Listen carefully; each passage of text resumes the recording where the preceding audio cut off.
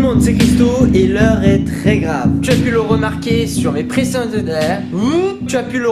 ma précédente vidéo. Et bien maintenant, je parle dans la catégorie informatique et high-tech sur ma chaîne YouTube. En ce moment, je parle beaucoup de hacking, de piratage et je vous raconte des histoires. Et cela vous intéresse beaucoup. Donc n'hésitez pas à me le dire aussi dans la barre des commentaires. Parce que si tu aimes ça, tu es censé le dire dans la barre des commentaires. Comme ça, moi je le visualise et au moment où je le visualise, bah je continue à faire. Là tu vas me dire, mais qu'est-ce que tu me racontes? Raconte-moi un peu ce que tu es censé raconter puisque tu as mis un titre. Et dans ce titre là, j'ai cliqué. Alors vu que je vais vous montrer prochainement sur ma chaîne YouTube des choses qui ne sont pas forcément légales, en tout cas à le faire sur d'autres personnes, je vous demande et je vous recommande très fortement à le faire pour vous, pour voir à peu près les failles de sécurité ainsi que voilà, comment on peut finalement rentrer très facilement sur votre compte Facebook ou d'autres comptes. Ça peut même marcher sur les comptes Google. Là, c'est une petite astuce très simple que certainement beaucoup de personnes la connaissent déjà, mais je la montre quand même. Tout ça pour te dire que prochainement, il y aura aussi d'autres tutos, d'autres choses comme ça et ça fait assez peur. Le but n'est pas de vous forcer à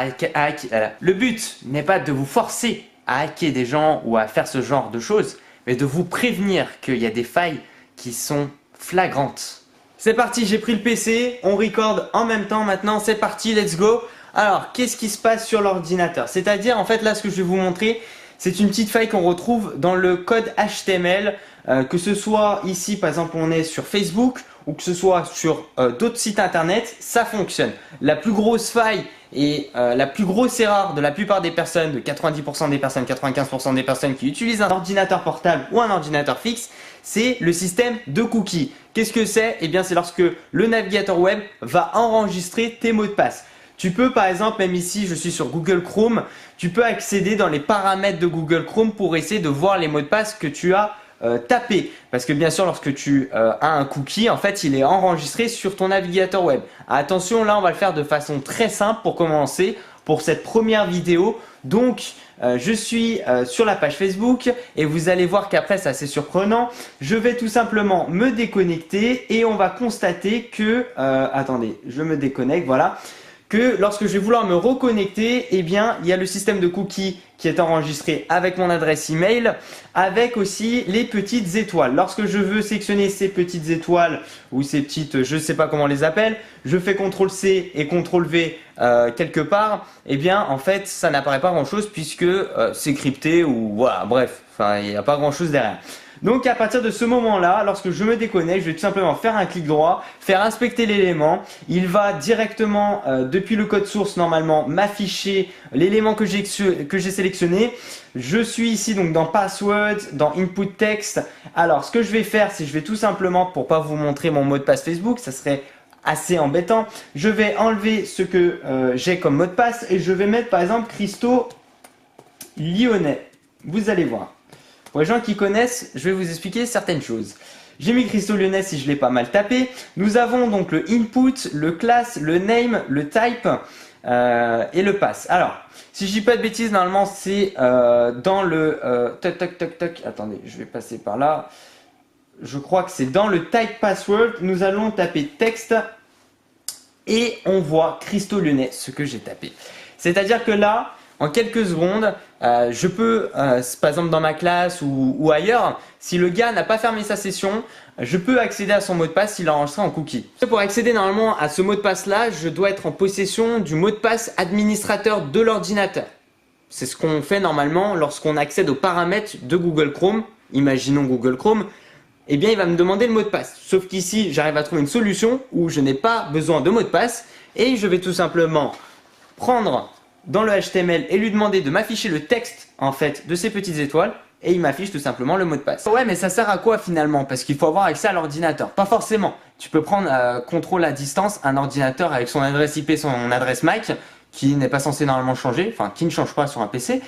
Et à partir de ce moment-là, ça devient très embêtant. Imagine-toi, par exemple, souvent quand tu as ton PC allumé et tout chez toi ou tu es tout seul chez toi, souvent tu n'as pas tendance à verrouiller ton ordinateur. Tu le fais voire pas. Ou alors il se met en veille automatiquement, mais avant qu'il se mette en veille. vois, tu bidouilles un peu sur ton ordinateur et puis tu dis je vais prendre une petite douche, je vais regarder un petit truc, enfin bref, il y a plein de choses auxquelles tu peux être distrait et ne plus regarder ton écran. À partir de ce moment-là, la personne prend possession de ton ordinateur par ton adresse IP et ton adresse MAC et après par la suite, il peut utiliser ce genre, ces utilisations qui sont tellement simples et avoir accès à ton mot de passe Facebook ou ton mot de passe Google.